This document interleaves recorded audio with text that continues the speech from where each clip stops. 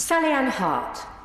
Thank you, Madam Deputy Speaker. I endorse my honourable friend's comments on the gaps in the financial support, but I'm here to highlight the loan charge at the request of several of my constituents in Hastings and Rye in the Finance Bill, which is what we're discussing tonight, which is at Clause 16. There is no doubt that the loan charge is an anti-avoidance measure introduced in the Finance Act in 2016 to address the tax loss to the Treasury from a variety of disguised remuneration schemes. In the 2016 budget, the government announced a package of changes to tackle these existing disguised remuneration avoidance schemes and prevent their further use. The loan charge was introduced as a new charge on disguised remuneration loan balances outstanding at the 5th of April 2019. It is absolutely right that the government takes action to ensure that everybody pays the taxes they owe and contributes towards the public funded services from which they benefit. In September 2019, the government commissioned Sir Amyas Morse to lead an independent review into the design and implementation of the loan charge. Sir Amyas was asked to consider whether the policy was an appropriate response to the tax avoidance behaviour in question and whether changes the government had previously announced addressed any legitimate concerns raised.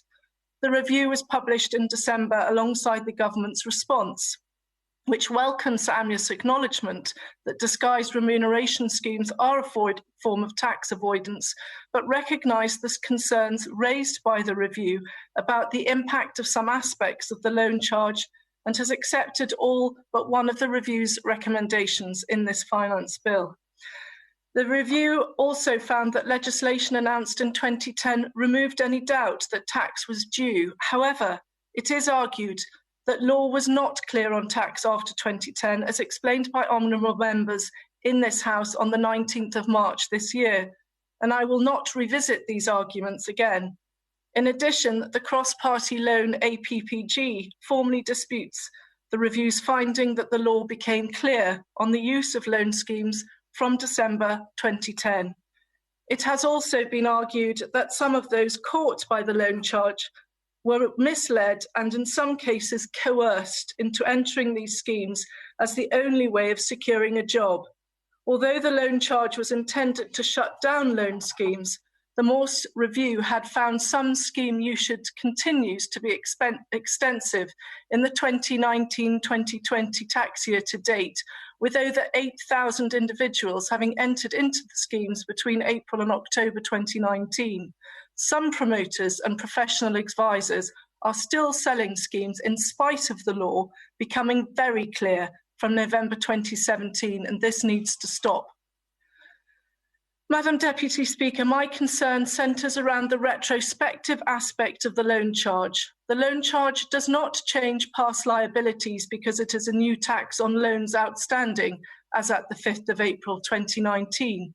It changes the current tax effect of previous events and therefore brings past tax years back into charge. It is structured to correct past avoidance. At common law, there is a presumption that a statute does not have retrospective effect, largely because of the serious injustice that this could engender. However, retrospective legislation is not necessarily unconstitutional, and there is legal argument and case law available for this.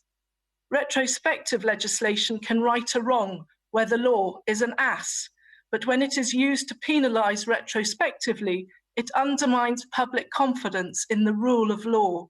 A person must know in advance whether their conduct is or is not legal. There is no punishment without law. The rule of law is fundamental to our democracy. It ensures accountability and trust in our institutions. The principles of the rule of law, including legal certainty and open government, the processes by which the laws are enacted, administered and enforced are accessible, fair and efficient, must be respected and not undermined. So, Madam Deputy Speaker, on behalf of my constituents in Hastings and Rye, I am providing them with a voice, and they have ended up as victims of the loan charge.